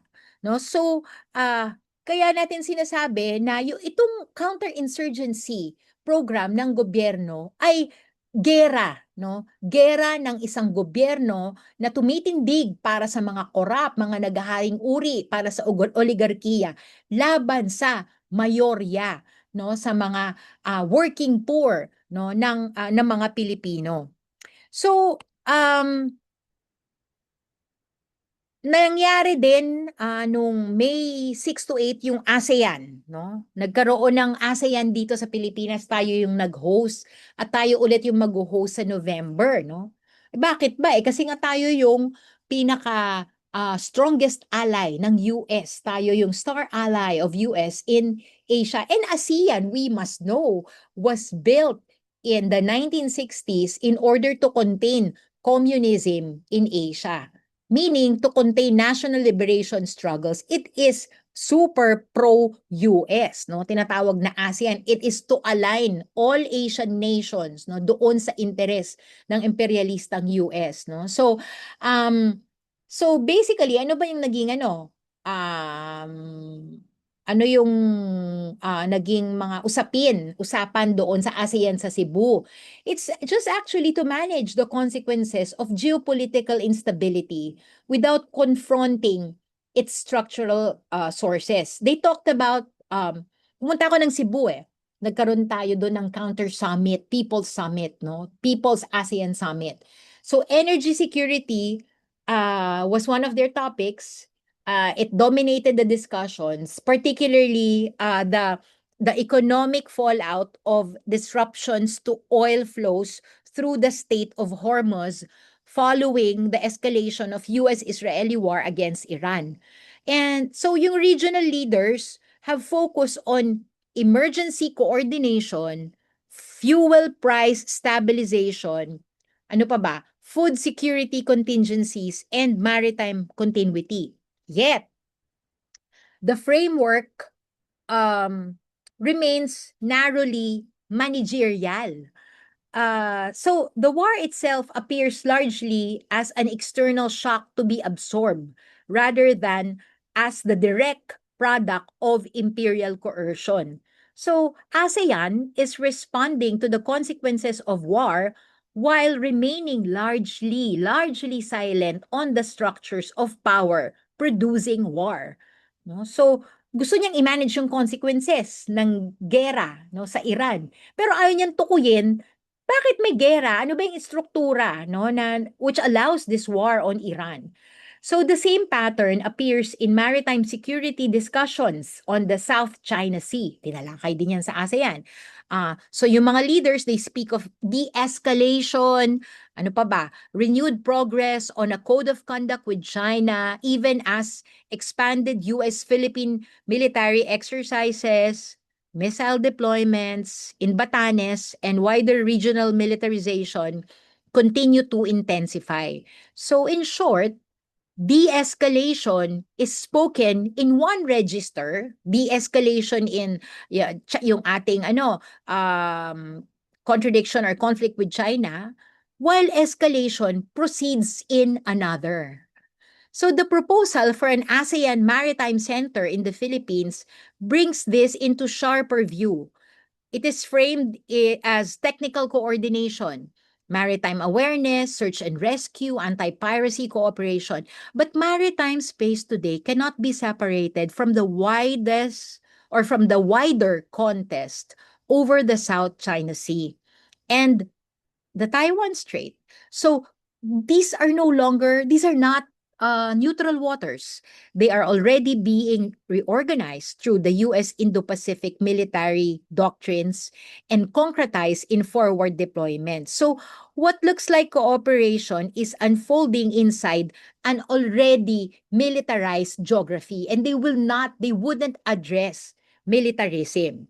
So even the Cebu Protocol, dun sa ASEAN na to, positioned as what they call institutional renewal, follows the same pattern. ASEAN adapts its mechanisms to respond more effectively to crisis, but the underlying power relations that generate instability remain untouched.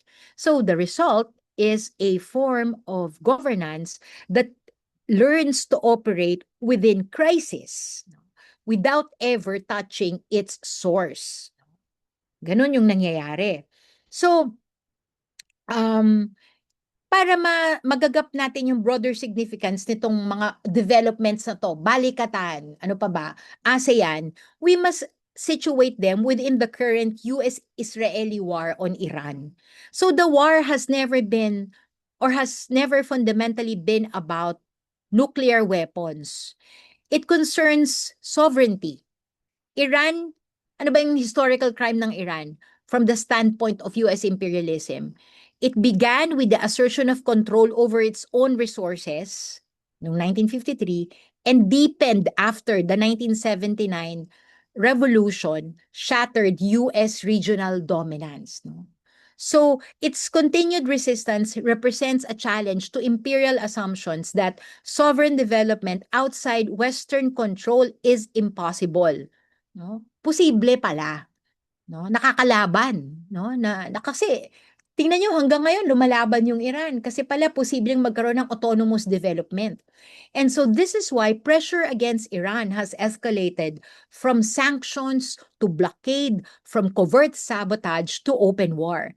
And the Strait of Hormuz is central here, not simply as an oil choke point, but as a site where control over global circulation intersects with geopolitical coercion. So the war on Iran is an attempt to discipline a state that insists on autonomous development. It's the same logic.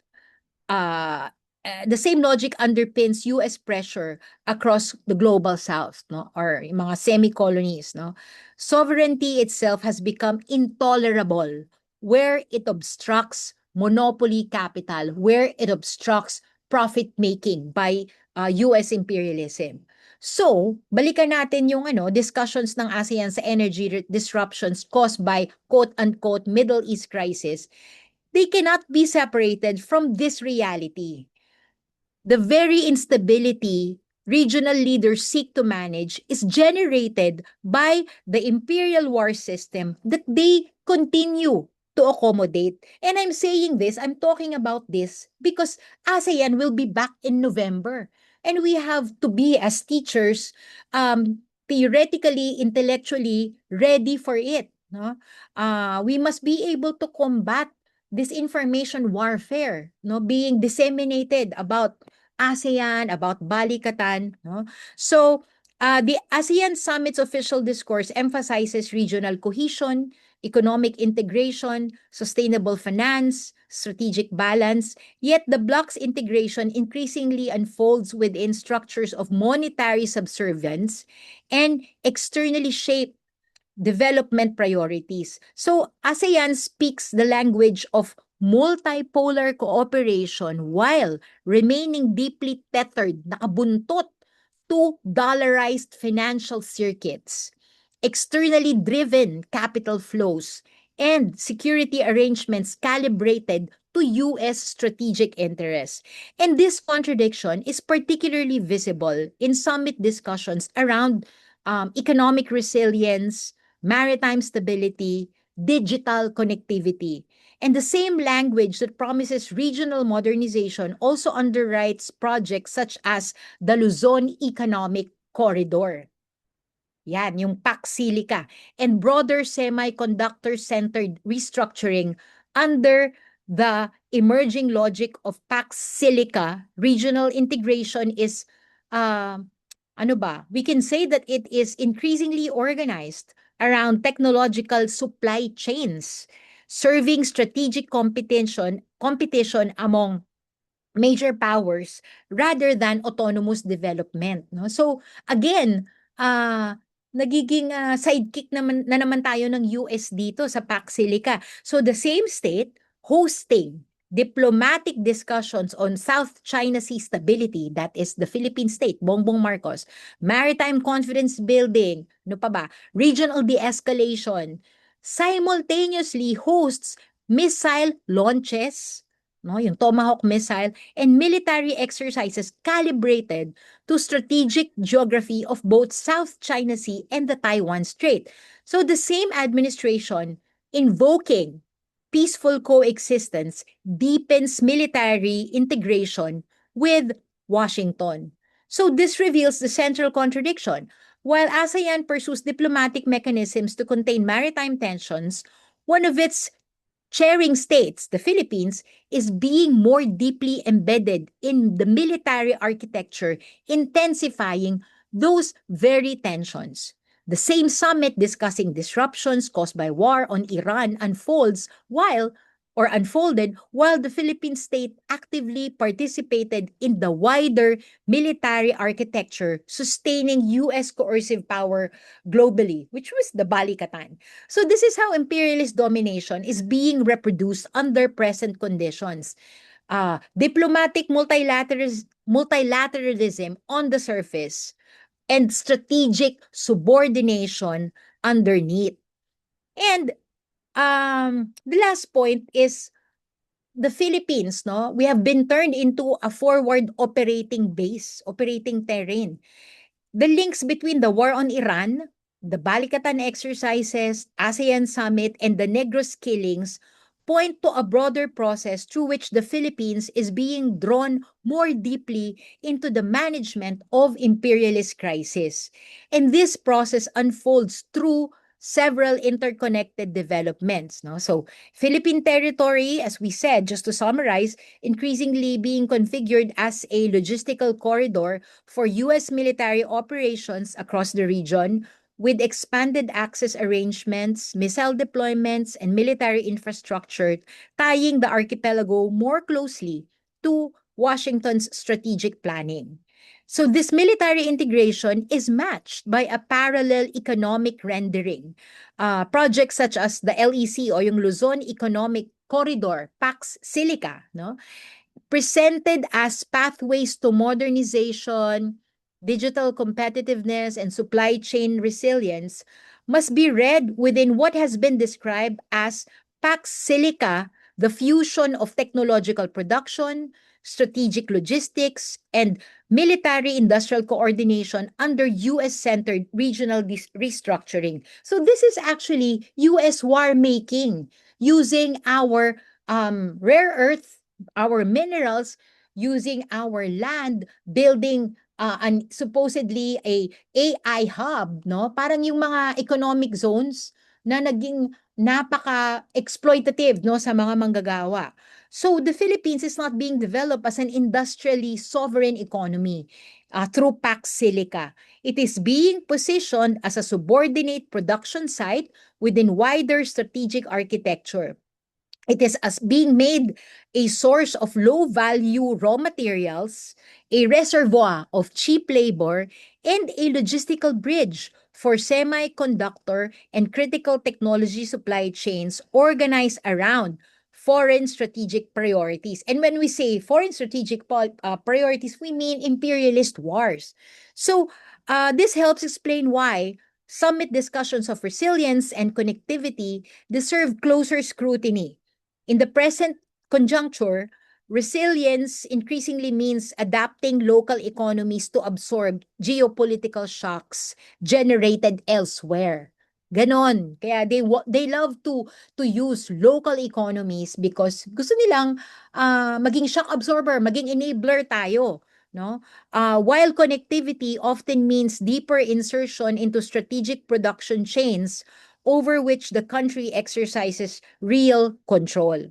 So this structuring extends beyond territory and labor into education itself. Dito na papasok dapat ang Alliance of Concerned Teachers, no? So recently, nagkaroon ng malaking debate, no? The reduction of general education requirements in Philippine higher education is often defended in the language of efficiency and market responsiveness.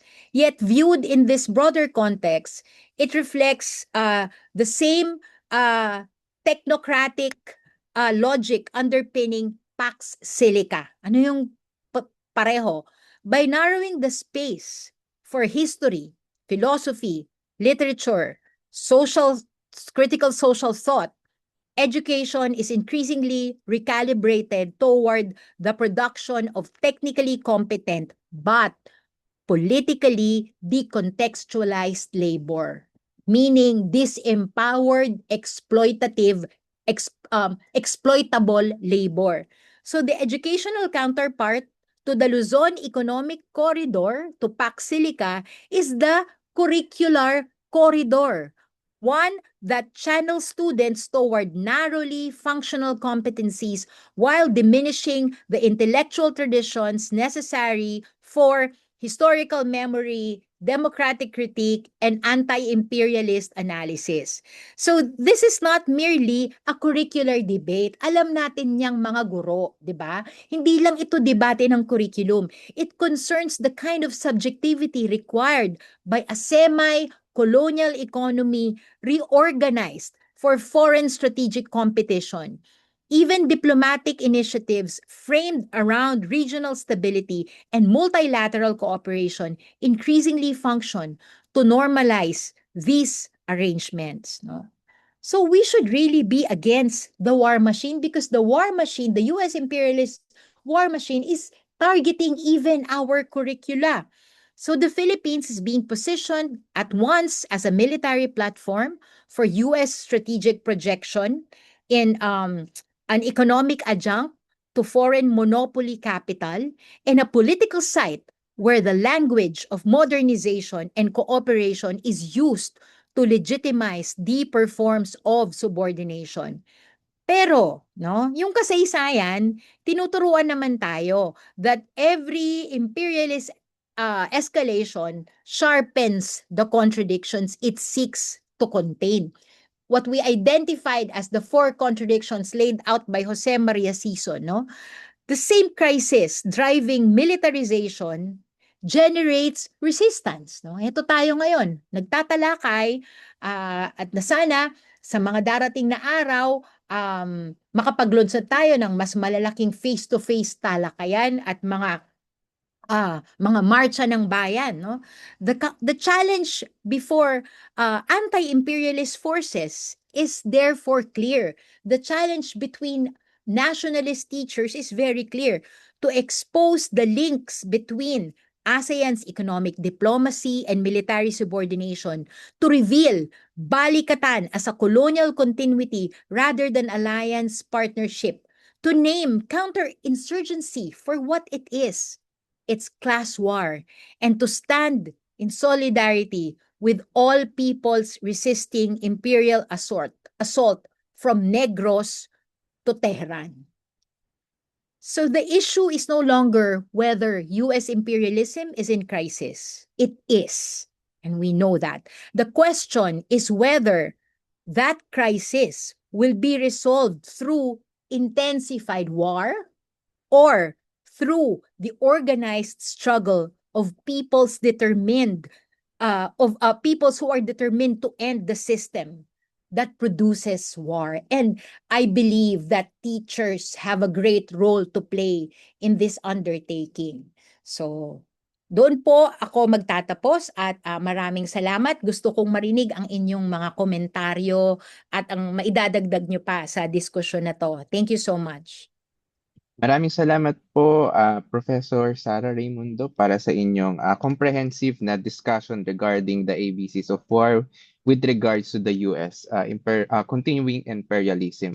Ang ganda ng pagkakasabi niyo, Prof, with regards or yung pedagogical timeline delivery ninyo in terms of the identification that is outside the location and events that happens with regards to the US imperialism, but also with regards sa pagkokontrast nung sa militarization of the imperialist war and the contrast or the difference between imperialist war and the protracted war, as well as yung sa mga iba't ibang classifications nung mga patterns na ginagawa ng US from the previous years. Now, for this juncture, we will be opening our floor para po sa ating mga katanungan, at kung meron kayong nais na itanong at nais na i-share, pwede po nating i-message sa ating chat box or pwede tayo magtaas ng kamay. Siguro ako muna, Professor, no? Nababanggit niyo na rin kanina, but right now, sa tingin niyo po, what would you think is the role of the teachers or educators like you sa pagpapalalim ng kaalaman regarding sa imperialismo at yung relasyon nito sa kasalukuyang kalagayan ng mundo? Because in the current state of the education, parang nakikita na lang kasi yung imperialismo as a part of the history of the Philippines. Parang pagkatapos ng World War II, hindi na siya nababanggit eh. Oo. Tingin ko meron tayong malaking papel, no? Kung konkreto 'yan, yung pinag-uusapan ngayon yung bill ni Bato. Mm. Isa sa yung potential war criminal, meron siyang Mm. terrorist grooming bill which targets progressive teachers, which not just progressive teachers but schooling itself, right? Because in a semi-colony na syempre talagang walang dignidad, 'di ba? Hindi natin bawat teacher talagang gusto natin talaga sana matutunan ng mga estudyante natin kung paano mabuhay ng may dignidad. So we want them to we give them iba't ibang we empower them no sa pagbibigay ng kasaysayan, ng context, etc. no. So concretely, kailangan talaga natin makilahok no laban diyan. It's a form of counterinsurgency. So I think it is high time for teachers to really look seriously into counterinsurgency. Because at the end of the Mm. day, ito at yung mga iba't ibang klaseng ano niya, anti-terror law, 'di ba? Terrorist grooming, no? Talagang hindi at yung si Teacher Franz, no? Grabe, yung kumbaga talagang ginigipit siya, tinatawag siyang ano ba 'yon, yung kaso niya ay kidnapping, no? Ah, Mm. Matindi 'yon, no? So talagang nakita nila yung potential, no, ng mga guro na hindi lang mag-research, no? Ay, hindi mahirap, mahirap din namang mag-research, no? Yung halimbawa, yung paghahanda natin para sa mga talakayang katulad nito, no? Babalikan mo 'yan, yung kasaysayan at hindi lang mo lang basta babalikan pero mag-iisip ka ng mga creative ways how to present it, no? Para mas maintindihan, 'di ba? At maganda sana kung mas mapayaman pa natin yung anti-imperialist curriculum natin, no? Even among us, no? So gusto ko Mm. sana na i-present ito sa Alliance of Concerned Teachers Private, yung aking PowerPoint, gayon din yung may artikulo to na ginawa ko para mas mapagyaman pa, no? At para maging under scrutiny. Paano ba to? May mga ano ba dito? Maling information, paano pa mas mapagyaman, no? Yan, nagagawa na natin yan ng matagal na, no? Pero siguro yung mabalisan na tit for tat, yung pag-engage sa mga konkretong mga pamamaraan ng pagta-target sa atin, no? Yun nga, yung general education, na magaling yan, Mhm. magaling na tugunan ng mga teachers. Itong terror grooming, anti-terror law, this should be included in our curricula, in our syllabus, and how to include this, no, in a way that we can argue and we can show that this is legitimate form of knowledge. So we need to really be creative and we need to share knowledge. And eventually, ang gusto naman talaga natin dito, ma-inspire tayong mga guro at gayon din yung ating mga estudyante na sa pamamagitan ng anti-imperialist studies, makita natin na hindi pala pag pala ikaw ay para sa dignidad at anti-imperialista, hindi ka lang pwedeng maging sektoral, 'di ba? Mhm. Kailangan tumawid sa ibang sektor. Kailangan matuto from the farmers, matuto tayo from the workers, no? At ma-extend yung curriculum, no? Paano ba tayo magkakaroon ng mga field work, 'di ba? Sa mga lugar katulad ng Negros, 'di ba? Kasi for the longest time pinagtatanggol ng mga farmers ang kanilang land, and actually it is the farmers that bring food to our table. Ano yung balik natin? What can, on the basis of the social sciences, of the natural sciences, of engineering, can be said about the human condition, no? At makukuha lang natin 'yan sa pamamagitan ng integration, no? Scientific study. So gamitin natin yung ating mga discipline, no? Para magsilbi pa doon sa pangkalahatan na adhikain natin na sana naman no yung hindi na kailangan magtatanim na may nakatutok na baril sa mga magsasaka, no? At yun, no? So bukod dun sa tit for tat, mahalaga yung sectoral immersion natin sa basic masses.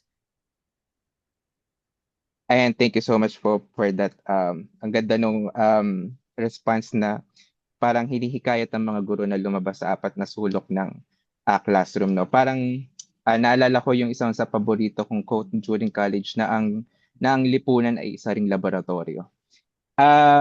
Para po sa isa pang tanong, siguro I don't wanna be a devil's advocate, pero minsan kasi naririnig din natin yung pinag-uusapan yung pagiging, or rather the discussion on the US imperialism, pinapasok din ng mga some of the state agents yung the threat of the China. So yung question ko nga would be, mako-consider ba natin right now yung China as an imperialist? Meron din ba siyang history of the war atrocities? Meron din ba siyang history of covert operation? Bakit parang laging puro US lang daw yung tina-target natin, or bakit kapag pinag-uusapan ng imperialism, bakit puro US lang? Should we be panic with the growing power of the China? And sabi nga nung isang paborito nating senador, di ba? Force majeure, ginagamit niya yung or gina-justify niya yung China-Taiwan as para hindi makapasok sa Senado. Okay, sige, magandang tanong 'yan.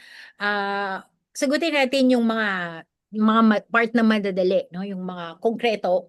Una, walang gerang inulunsad ang China sa kahit na anong bansa, no?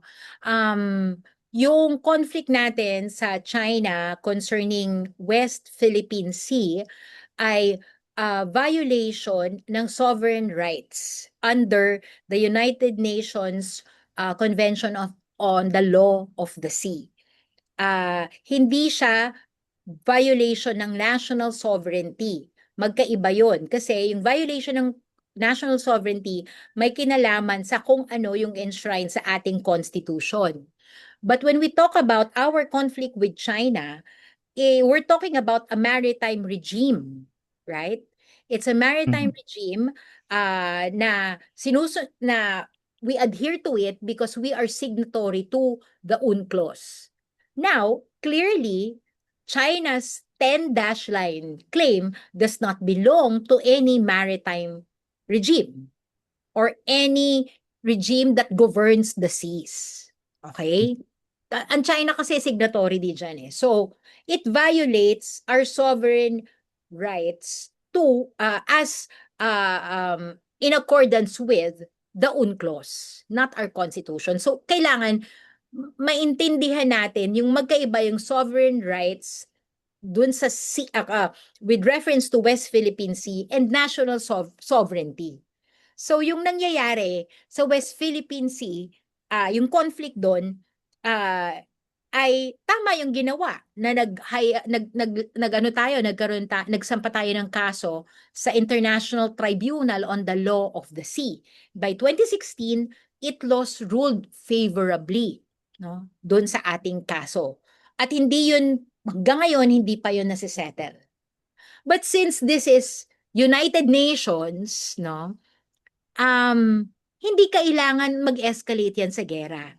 It can be resolved through diplomacy, should be resolved through diplomacy. Meaning, yung contradiction natin with China is a contradiction that is a consequence of a prior and primary contradiction. No? Ano yung primary contradiction? Ang primary contradiction ay merong contradiction between China and the US. No? At sinisecure ng US yung kanyang hegemony sa Asia Pacific at kinocontain niya yung China. At tinatarget niya ngayon yung Taiwan kasi sa tingin niya, ito yung pinakamahinang kawing ng China at magagamit niya laban sa China. No? So, sunod dito yung Pilipinas, no? So, pamagitan ng Pilipinas at Taiwan, maaaring or sa aktual nako-contain ng US ang China. Right? So, wala Mhm. tayong direktang contradiction sa China in the sense that we have a primary and antagonistic contradiction with the United States. Why am I saying that it is antagonistic? Well, first, because they set us up as a colony. They built our armed forces. The first chief of the armed forces of the Philippines was General Douglas MacArthur. And since then, dependency yung relationship ng AFP sa US State Department, no? Klaro 'yun, lalong-lalo na ngayon sa balikatan exercises, no? Klaro din na ang mga naging presidente ng Pilipinas ay naging kumbaga managers ng US imperialist crisis, tagapagpatupad kung ano ang interes ng US imperialism, no? Even yung si Digong, yung kanyang pro-China stance, hindi na walang kinalaman yan sa paglaya ng Pilipinas, as we all know, right? His relationship with China was purely transactional and personal. And in fact, while he was flirting with China, while he was gaining or accumulating personal gains with his liaisons with China, he was purchasing millions of US ammunitions from Donald Trump at the height of the COVID-19 pandemic, no? Na ang dami-daming namamatay, dami-daming may sakit dito, namili siya ng armas kay Donald Trump. No? So puppet to, no? So hindi totoo. I mean, yan yung malaking ano yan, information war din ng US, no? Na nahahati ang factions of the political elite in the Philippines sa pro-China, pro-US, no? Walang ganun. Ang lahat ng mga politicians dito, talagang bow na bow yan sa US, no? Even yung so-called opposition sa loob ng gobyerno. I'm not talking about makabayan, but the so-called mga liberals, yung mga ganyan. Talagang bow sila sa US, no? Ngayon, it is from that contradiction that we are between yung pagiging semi-colony natin ng US, now we're being dragged, no, doon sa mga contradictions niya with other nations like China. Like yung nangyari sa Japan, no, nung Second World War, ganun-ganun yung sitwasyon ngayon. No? Wala naman tayong gera, wala tayong away with Japan before. No? So kung meron man tayong contradiction with China, that should be resolved diplomatically, pero pinuprovoke or pinupush ng US, pinapaano niya, ini-intensify niya into an antagonistic contradiction, no? Samantalang, undeniably in the history of the Philippines, no, the Katipuneros, the remnants of the Katipuneros, sila Sakay, and even the 1930s, sila Crisanto Evangelista, nung tinayo nila ang Partido Komunista ng Pilipinas, anti-imperialist yan, anti-US imperialism. At yung kanilang Liberation Army, yung mga Huk na galing sa Hukbalahap, ay pinuwesto nila laban sa imperialismo. So sila doon pa lang, sa kasaysayan pa lang na yon, nagdesisyon na ang mga puwersang anti-kolonyal sa Pilipinas na ang contradiction natin sa US ay matatapos lamang sa pamamagitan ng digmang bayan, no? Ganun din nung nagkaroon ng re-establishment, no, ang Partido Komunista noong 1968, no, na ang problema, ang pinag-uugatan ng kahirapan at kawalan ng hustisya sa Pilipinas ay imperialismo, no, na ini-enable ng bureaucrat capitalism, no, that is being intensified and enabled by feudalism. So our contradiction with the US is primary and antagonistic. However, our contradiction with China is secondary to our contradiction with the US. Pag may nakaaway na ibang bansa ang US, magiging kaaway din natin yon, which is a secondary contradiction. Tama? No? Dapat hindi tayo malito doon. And it's a kind of contradiction that is non-antagonistic. No? So, pero hindi rin ako agree, no? Dahil may mga ibang nagsasabi na, kailangan maging China, maging ano tayo, sumama tayo sa China kasi yan yung or ano ba, kumatig sa China dahil sila yung nagcha-challenge sa US, no?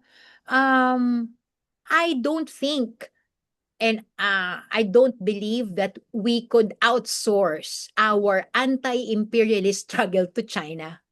Okay? Kahit pa malakas na bansa yan at anti-US, no? Neoliberal partner din yan ng US. Kung mapagwawagian natin, if we must defeat US imperialism, it will be because we are ready and we have enough strength. Hindi pwedeng ma-outsource yan sa kahit na anong bansa. May tanong, ano ang masasabi ninyo sa nangyayari ngayon sa Senado? Well, excuse me for the word, but it's really a shit show. It Sa shows, Netflix. yeah, it really shows yung matinding kabulukan nung Marcos tandem, Marcos Duterte tandem. Dito na tayo dumulo. Dinala na tayo dito. Noon pa man sinasabi na natin noong 2022, this is peak bulok. Yung tandem na yan ng Marcos Duterte. Peak bulok in unity, peak bulok in disunity. No? So dito natin makikita na, ayan, that's the face of bureaucrat capitalism. No? Na habang tumitindi ang imperialist crisis, heto ang mga nasa Senado trying to protect each other's loot. 'Di ba? And pinoproject ang at stake naman diyan ay kung sino ang makakapaghari no by 2028, so tinatry nilang i-checkmate ang isa't isa. Yung nangyayari sa Senado, it's only a social issue because it exposes the extent of bureaucrat capitalism in the country. But it's not a social issue that can be resolved by fixing the Senate. 'Di ba? Hindi eh. It's actually a wake-up call to the people na ito po ang resulta ng parliamentarism. I'm not saying I'm anti parliament politics, no? Botante rin ako at bumuboto rin ako. Pero kung sa tingin natin hanggang dun lang ang dulo ng pagbabago, malaking problema 'yon. Kasi eto na nga pinapakita na sa atin, ayan, no? Hanggang diyan, no? Hanggang diyan kabulok yung itsura ng ating politika. Paano natin 'yun mababago? 'Yun yung tanong na nakatutok sa atin, no? Kailangan nating masagot 'yan bilang mga guro. Ayan, maraming salamat po, Professor Sara Raimundo. May iba pa po bang katanungan? Okay, kung wala na, muli salamat po Professor Sara sa makabuluhang diskusyon. Patotoo ang ating Chalk Talk with regards, sorry. May gusto po ba magsalita? Ayan, patotoo ang ating Chalk Talk no na yung sa episode ngayon na yung kahalagahan ng pagiging maalam ng mga guro at ng sektor ng edukasyon sa paninindigan at sa pandaigdigang kalagayan. Sa puntong ito, pasasalamat pong muli. Ngayon, we are now showing our gratitude to our speaker for today.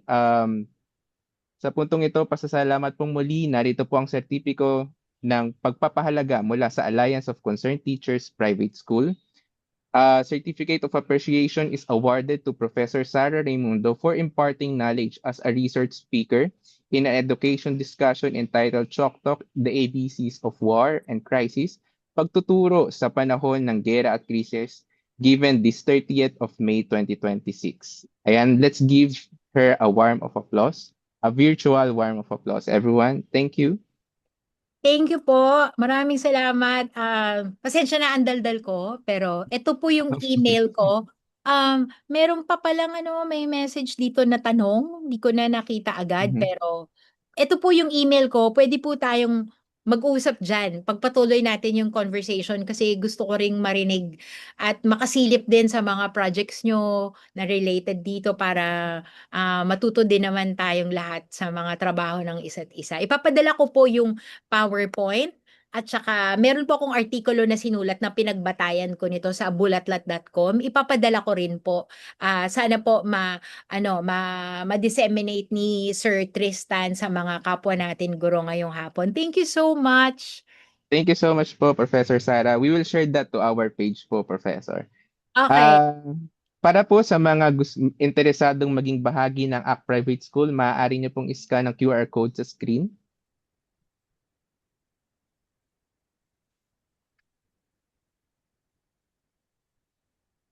And also, para naman po sa ating mga certificate, scan naman itong another QR code po. Kumpletuhin lang po yung ating evaluation para makakuha ng ating certificate.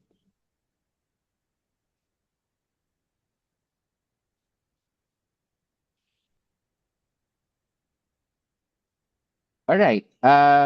Sa puntong ito po, inaanyayahan po natin ang lahat ng kalahok natin kung kaya po natin magbukas ng ating mga camera para po sa isang photo op. Bilang pagtatapos o pagpapalalim, mas naging malinaw ng kilusang talsik o ang ouster movement or rather our anti-imperialist struggle would be beneficial to our people, but also it will not be an easy movement, no? Ilang araw na lamang po ay gugunitain na natin ang ating Independence Day na kung saan ito po ay gugunitain sa June 12 at sana po ay inaanyayahan namin kayo na sumama sa aming mga programa at pagkilo sa araw na ito. Muli, patuloy ito at patunay ito na ang masa ang tagapaglikha ng kasaysayan. Ayan po, para sa ating photo ops, ayan. Ngiti po tayo in, sorry. Sorry.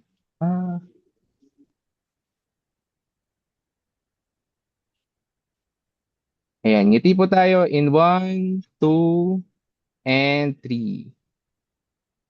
Ayan, isa pa po. Isa pa po, 1, 2, and 3.